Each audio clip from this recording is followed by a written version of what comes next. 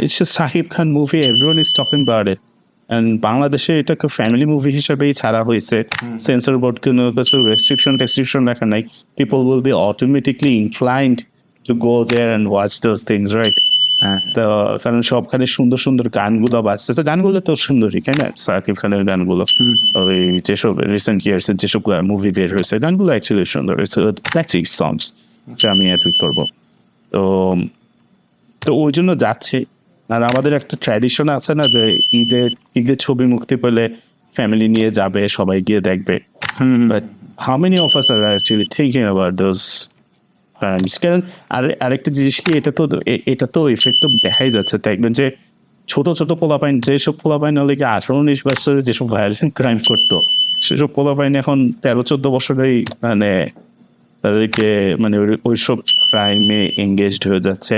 And another thing I want to add, বাংলাদেশের মানুষজন এটা নর্মালিও না নিতে পারে, যে kids are more sexually active at a younger age.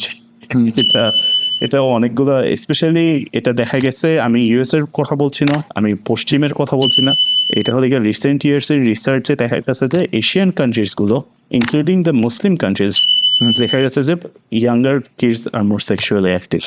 So এটা তো প্যারেন্টসরা তাদের বাচ্চাকে কিভাবে এক্সপোজ করতেছে, সোশ্যাল মিডিয়া, মুভিজ, এইসব যে ট্রেন্ডিং কালচার, এগুলোর সাথেও তো একটা রেলেভেন্স থাকার কথা নাকি?